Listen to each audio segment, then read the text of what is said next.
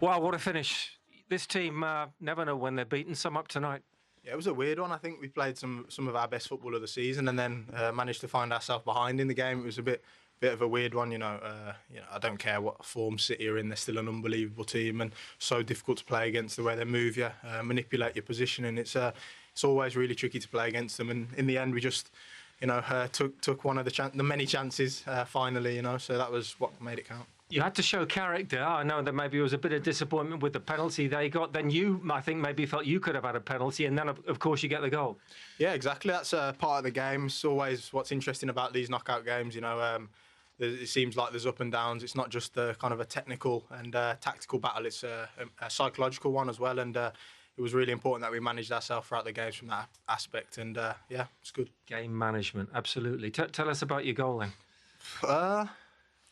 So it wasn't that interesting, you know what I mean? You kept running? Yeah, just kept running, really. At the off chance that Vinny might kind of put it wide, which, it's very rare to see, but it happened. And, yeah, I was just there to try and put it away. I felt like our performance deserved the win. So it was a credit to the team, really, one for the team. And how much credit to your defence, because you don't have as many options back there right now. Carlo has said you're in emergency mode.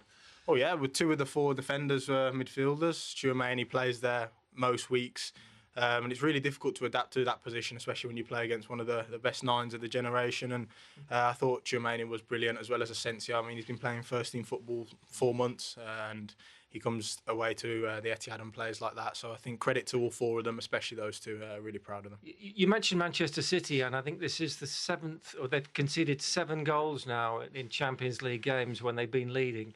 Did you sense a vulnerability?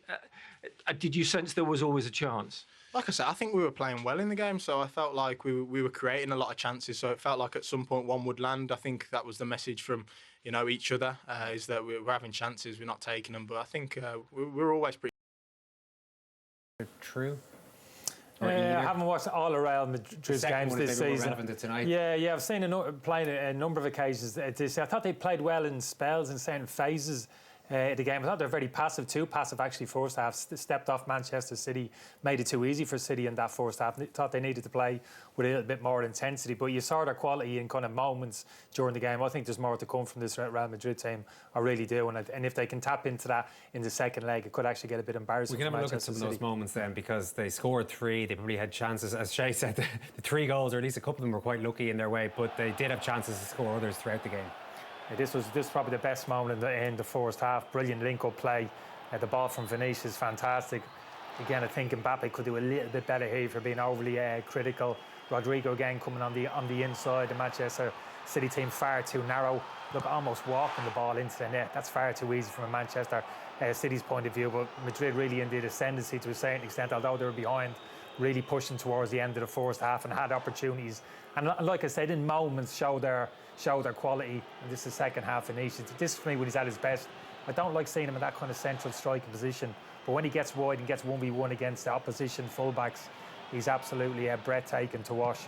Mbappe again, could he do a little bit better? Maybe so. This is what I'm talking about. I don't think we saw Mbappe at his very best this evening.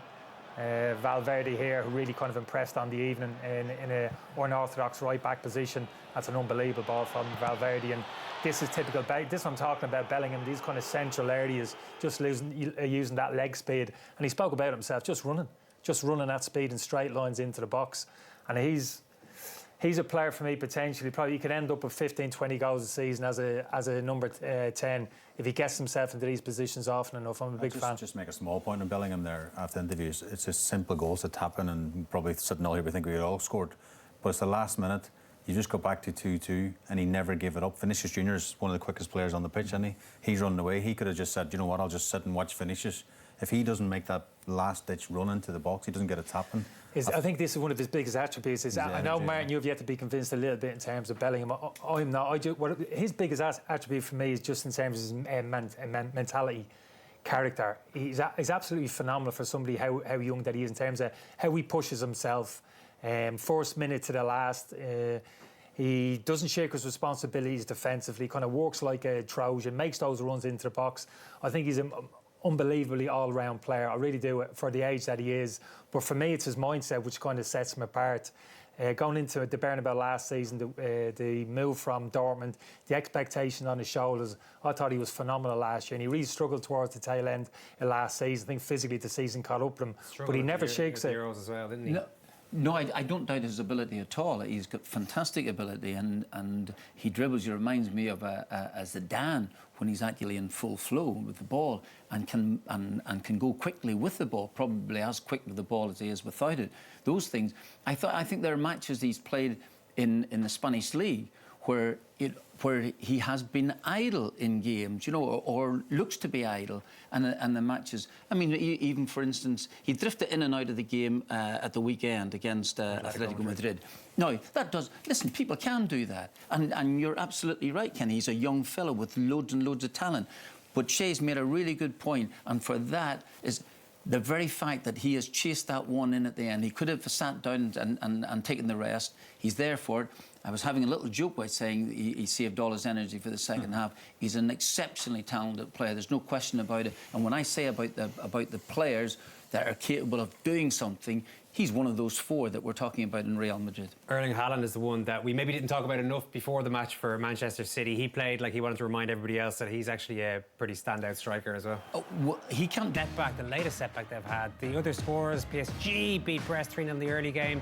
Juventus 2-1 winners against PSV, and that's a big result for Dortmund away from home against Sporting 3-0. So there'll be a couple of dead rubbers there in the second leg. We're worried about that when we get to the second legs. As regards this, we've been... Well, I want to hear you guys talk about the quality or otherwise of...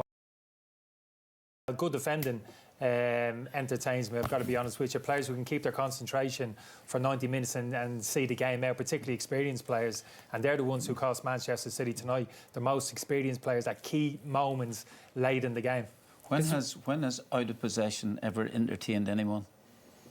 Oh, well, good defending and good defensive structure for me is very entertaining. So? Is it? One compliments the other, right. Man. You can't appreciate good attacking play without good defending, can you? Appreciation, of course. You can have an appreciation of it. I thought it was a really excellent game tonight. Genuinely thought it was an excellent game because of the number of chances, because of the quality of player on show, particularly in terms of players going forward, taking people on, the ability to rush past them. But if the good chances are coming from poor defending, individual defending, Martin, that compromises it. Yeah, there's a mixture of that always in football, because you can have some poor defending, but you also can have players who will just rip past you. Vinicius has just ripped past young Nico Lewis 2 or 3 times. You knew he was going to do him, and he knew he was going to do him as well. That's exciting. That's really great stuff. Eventually, strangely enough, young Lewis, with a little bit of help with Foden, got a challenge in towards the end, and that would have given him a bit of I agree with you, that was nice. It was great defending. You're right. That was nice. Yeah. Well, there's a mixture of everything. I thought the game was really excellent, and it lived up to my expectations. I think they are both for what it's worth. And I think they are both flawed teams. Like, we knew that coming in. This isn't the best version of either of these teams, so maybe it was always going to be a little bit chaotic and a little bit. Yeah, but I think that's what people want to see. They want to see goals and goal action and maybe mistakes and poor defending and whatever. That's part of the entertainment. All right, not for Kenny, but let's see some of the entertainment that the rest of us love then, starting with this absolute shinner from Kylian Mbappe to get them level early in the second half. Manchester City have conceded a free kick just outside the penalty box. They've dealt with the first one, and now they didn't know whether to come out, stay out. Mbappe makes the little run, he's onside, and he shins the ball into the net. Just look at it again. They've dealt with it. No, come on, someone go and try and close the ball down if you can. And Mbappe makes the run, and he's trying a half overhead kick, miscues it completely, and it spins into the net. It's unbelievable. He's going well, though. He has caught a vein of form, hasn't he? Absolutely. A big goal. As I said to you, it's probably taken him a little bit of time to settle down at that replay's the best, isn't it? You rarely see a top player. Shouldn't be allowed to celebrate a goal like that. Even Vinicius is going, look, the keeper dived and he's going totally the wrong way because he's mishit it. They're having a proper laugh over that one. I mean, he didn't have a great night, Mbappe. I was disappointed with him. That's not the first time I've said it during his career. He's really kind of loose, very frustrating in terms of his general overall performance. This is what I'm talking about, Real Madrid. Nowhere near their best this evening. He's had a goal game, though, Mbappe, in the last 12, 13 games. So it seems like he has found his niche within that. within that setup, no? Yeah, he has, but I still look at him that number 9 position. He's just too loose. You talk about a focal point for the attack, you know what I mean? He goes hunting the ball. He's a little bit self-indulgent in terms of positions that he takes up. Sometimes he just needs to hold his position high up the pitch and just look to attack natural centre-forward positions. What do you reckon on that? I think, again, he's learned. Obviously, at PSG, he was naturally playing on the left-hand side, and he felt at home there. I think for France as well, he's more comfortable on that left-hand side. So he has to, I know it's not difficult to say, but saying like he has to get used to that number 9 position and the roles within this team. But it will take some time, and I don't think Ancelotti's the kind of manager that works. He sort of lets players play and then lets them play in position. So Mbappe nearly have to sort of self-coach himself to make the runs and to be in the right position for the great players around him. He does. He gets himself into some really great goal-scoring positions and doesn't really finish. And sometimes when he's clean through, like he was early on, twice, one that is pushed through by Vinicius, wasn't it? The great passer was that Rodrigo passed him. And you just never fancied him to stick it into the net. The other one that's come to him just before half-time, where he blazed over the bar in a great position, maybe even take the touchdown, settle down and put it into the net. Having said that, if you are... It's a wee bit like Thierry Henry in his early days at Arsenal. He was clean through about 15 times a game and maybe forced a corner. At the end of the day, he became a brilliant player. Mbappe is a top quality player. He just maybe doesn't finish as often as he should do. Erling Haaland finishes plenty. He got a couple of goals tonight. Was this a penalty, do you think? Yeah, I think it was, yeah. I think the only sort of question we had here in the studio was it inside the box or outside the box? When we first seen it, we thought, oh, maybe it's a tad soft. I think it's Ceballos takes him down, but the only angle we were trying to get was this one. And I think if it's on the line, then it's inside. I think it's the right decision. I think the VAR did look at it, and I don't think they had a conclusive angle to show that it wasn't inside the box, you know. So, and again, if you want somebody to step up and stick the penalty away, the big man's cool as a cucumber, and off he goes celebrating. Great finish. It's a horrible tackle from Ceballos. No defensive instincts whatsoever. Spoke about first half. Mendy needs a bit of help over there. Someone's got to get across and double up. So he's done the right thing getting across, but gets his timing all wrong. Good defender there. Like times the tackler, he stays on his feet. Even allows him to travel on the inside. Just doesn't see it early enough. Can't move his feet quick enough. Yeah. Interesting that Ancelotti took him off immediately afterwards. You know. Yeah, and he had the tracksuit top over his head and everything. He wasn't happy with himself. That does my brain, and you know, players putting the tracksuits over their head after they made the mistake. Don't make the mistake, so you don't have to worry about the tracksuit over his head when he made the tackle, I think. Well, Real Madrid do feel the referees in Spain are out to get them. Maybe they would have had a thing or two to say about that tonight as well. But as it happened, they came back, and where are we here? Our goalkeeping expert, Kenny Cunningham, is here looking to talk us through this equaliser. Off you go, Kenny. I'll take no joy talking you through this. I just don't understand it. I don't understand this. Shay still hasn't explained it to me here, why Ederson has got his hands kind of sellotaped to a side here. His hands have got to be up. He makes the first mistake. Look at that awful clearance from Ederson. Mistake number 1. And this is mistake number 2. This is a very acute angle. The ball is travelling 10, 12 yards. Why aren't his hands by his side? Why isn't he pushing that ball wide of the post with his hands? Why is he angling his shoulder and directing the ball back into open play? He's got to be pushing that beat to the side of the post with his hands. I still have no idea what he's doing. Has he got a point? I'm with Kenny on this one, so explain yourself, Shane. I think the goalkeeping expert has come up with something strong there. I think We've got 3 goalkeeping experts in the what I would say, I think he's coached that way, because you ever see Ederson in a 1v1 situation, he keeps his hands really low. And I wouldn't overly agree with that if I was a coach, or when I used to play, my hands were more central. So you can get your hands up or you can get your hands down. He has his hands really, really low, and then it's very difficult to get up to make the save. If his hands are in a neutral position, I think he can bang that round the post. But it's not even a 1v1 situation, Shay. If he's travelling in towards goal, he's flying out, you keep your hands by your side, make your body bigger. But there's a defender there, so it's got to travel 12 yards. In natural inclination, you've got to take your hands up. That's his technique. That's how he's been coached. Who's coaching him that way? The coach at Manchester City. He's got to be out the door, surely, in the morning. Who coaches a goalkeeper to...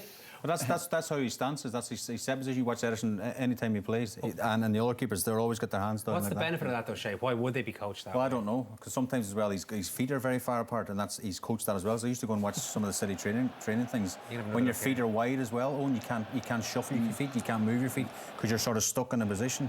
Out of my feet closer together, my hands in the middle of my sort of stomach, and yeah, I mean Ederson, he'll be fuming, because Kenny's right, it did come from a pure kick from Ederson as well. But we've seen him in the past zing them into midfielders and zing them out wide, and we're all going, what an amazing player Ederson is with the ball at his feet. But that's a mistake. I'm with Kenny in that one, and I'm also with Kenny in his letter to Manchester City about being the new goalkeeping coach. I'll put Shay's name forward. Oh yeah. He's only around the corner. I think Kenny's But again, a coach, absolutely spot Martin on. will tell you more, but a coach can only do so much, do whatever on the pitch. It's down to the player when he crosses that white line, and Ederson will be disappointed. What are you, 2-1? No. We're talking here in the studio 2-1. They've got a foothold in the game now. They go to the Bernabeu a 1-goal advantage. Who knows? You can make an argument potentially for Manchester City going through over 2 legs. Just got to keep his concentration. Just got to kick it into the opposition half the pitch. That's a big target area. That's all he's got to do. But I feel Brahim Diaz should probably be hooked for not celebrating that goal. I mean, he played for Man City 6 years ago, or five or 6 years ago. At this stage, you can celebrate scoring against them. But that's my own bugbear. I won't get into that. We've got enough of that going on at the moment.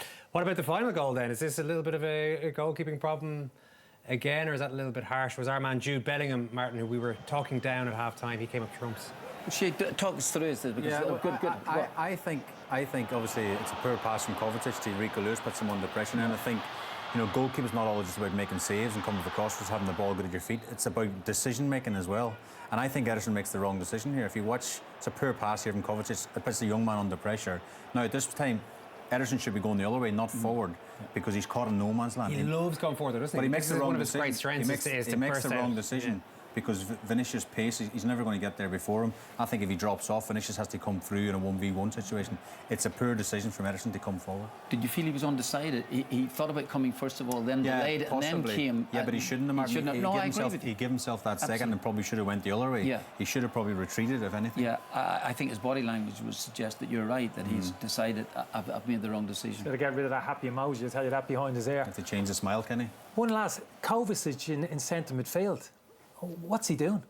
All he has to do is hook that man with the inside of his right foot into the opposition half the pitch. Such an experienced player, like indulging himself outside the right foot, putting the young right back under pressure, and he gets the ball stolen off him. He's got to do far better there. Yeah, I don't think this makes it any easier for Manchester City fans watching these goals again and again, because there are a lot of regrets there. It was a game they possibly could have won, or could have at least taken something over to Real Madrid. The travelling fans are pretty happy, as are the Galacticos of the Real Madrid forward line. Jude Bellingham got the winning goal. Mbappe got his goal as well. We've got more to talk about after these. Really, you think to yourself, you knew that Real Madrid were going to create chances in the game. It's obvious, because you've got that calibre of player playing for you. You're going to break through at some stage or another. Now, they broke through quite often, I must admit. But Man City, like you, I did feel sorry for them really at the end, because 2-2, you're still going there on a level playing field, although whether it is level or not, I'm not too terribly sure.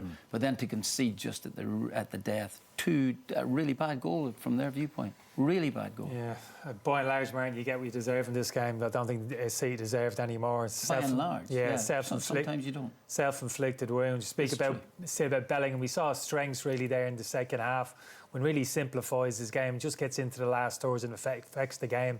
His time of his runs are really good. I think he's wasted on the left-hand side, which is where he was patrolling for most of the first half. When he gets himself into those central areas, those little pockets, number 10s, and just hits the box, he's got this uncanny knack of arriving at the right time. Season contender early in the half. Remember, he picked it up, he started the move, and he headed one just wide. It would have been probably as good as the City goal in the first half. They went at their best, though. Real Madrid. They were nowhere near their best. There was a real window of opportunity for Manchester City. Stephen spoke about Ceballos in centre midfield. He's shuffling the pack across the defensive line. And that window of opportunity presented itself tonight at 2-1. Could they keep that lead, that 1-goal margin, and make an argument for potentially them going through over 2 legs? Couldn't do it. Made for a fun game, though, didn't it? We were bigging it up in advance, and we got plenty of chaos and drama. Well, we did think there'd be goals beforehand. I think we talked about both defences leaking goals. He nearly got his 5-2. He wasn't a million miles. It was close at the end. I was getting worried. A few more minutes and you were there. No, I mean, it was a brilliant advert for the Champions League, wasn't it? For this new sort of format as well. It was a brilliant playoff game. Both teams had a real go. I mean, over the course of the game, the chances that Real Madrid had, you know, it's late goals they conceded, as Martin says, and you'll be kicking yourself for that, but they deserve the result tonight as well. It is a soft centre, though, the Manchester City have this season. They hadn't had it for a long time in Europe or at all, but it seems to be there every game now. Yeah.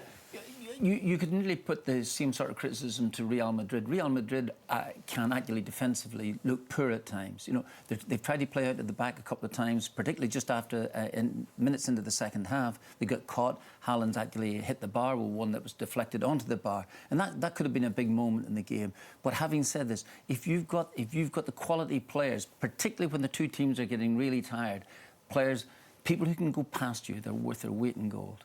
Yeah. What do you reckon? I mean, we're talking about Real Madrid now as likely champions as this season goes on. Are we writing Manchester City out based on that? Have we got any chance in the second leg? No chance in the second leg. No. Gone. Good a break. Okay. Jay, what about you? Look, there's always a chance. We know, but again, you can see Pep Guardiola after the game. He's scratching his head. I think the chance is gone tonight. I really do. I think at 2-1 they had a slim chance of going over there and maybe hanging on and getting something on the break or whatever, perhaps. But they have to go to Madrid now and chase the game. I think it's a big ask.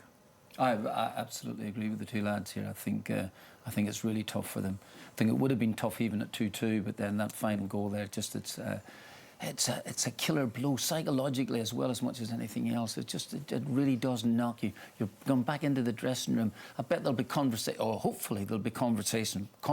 I bet, lads, what are we doing? What are we doing? We just left ourselves bare there when there was absolutely no need to. Take the draw out of the game, and that's the frustration, isn't it, Martin? There's the goals they conceded, are poor goals they concede. You mentioned brilliant play from Bellingham at times, and Real Madrid can cut you open. But the goals, if you break them right down, they were poor goals. I'll tell you what we'll do. We will break those right down after the break. Shay, you've thrown to the ads for me. Dramatic night, a dramatic last few minutes in particular. Real Madrid